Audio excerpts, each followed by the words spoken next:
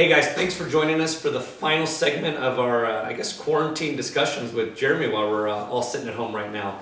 But if you haven't joined us before, Jeremy's with us today. He's a registered dietitian and also the director of the My Transformation Challenge with First Forum. And today we're just going to do kind of a quick five. We had some questions come in from everybody, so we're going to shoot them at Jeremy and let him throw his best answers at us. It's kind of like my CrossFit. Yep. Like if it's 5 minutes or less, like I've got a chance. Perfect. So the first question we have is how much water should somebody be consuming on a daily basis? So we look at fluid intake. There's always, going to be some variation.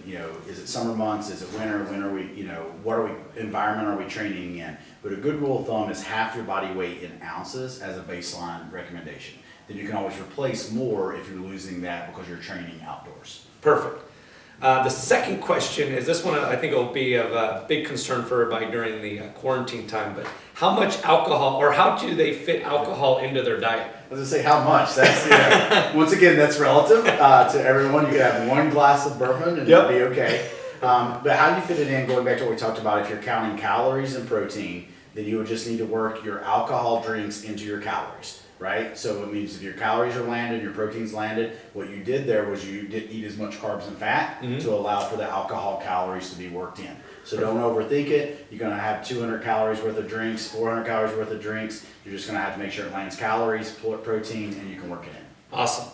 Third question here is if people can't find meat or maybe they just want to change a pace, what can they use to get their protein in?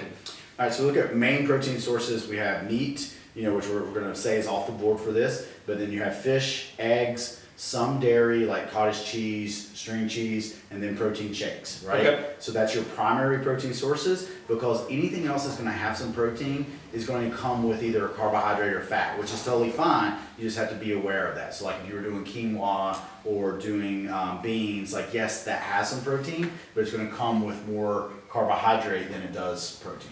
Okay. Perfect. The next question is actually right up one of my favorites. Is it okay to have a cheat meal? I think it is. Like, I don't like to call them cheat meals because I think being able to take your significant other out and have what you want to, go out and drink and have some wings with the guys, like that should just be part of your lifestyle. So why call it a cheat, right? So, because I think cheat is you're falling off the game plan versus allowing yourself to have, a social gathering. Well, not social gathering right now, but in general, like, allowing yourself to have something that's off the plan, I think that's totally fine. You just have to learn to work it into your lifestyle. Awesome.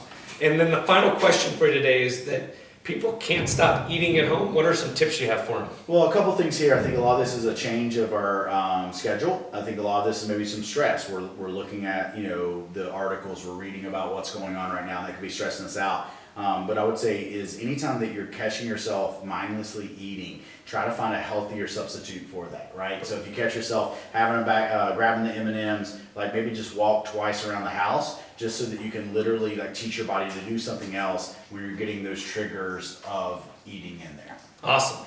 I think that's all the questions we have. Just another huge thank you for taking time with us, educating our members, and I hope everybody back at home got some great information out of this. Thank you guys. Hopefully we won't be doing a lot more of these and this will all pass us by. But if we are delayed getting back to normal routines, we'll continue doing these to bring more education and maybe even a little entertainment to our lives over the next 2 to 4 weeks. Thank you, sir. Hopefully we're hitting a workout again soon. Yes.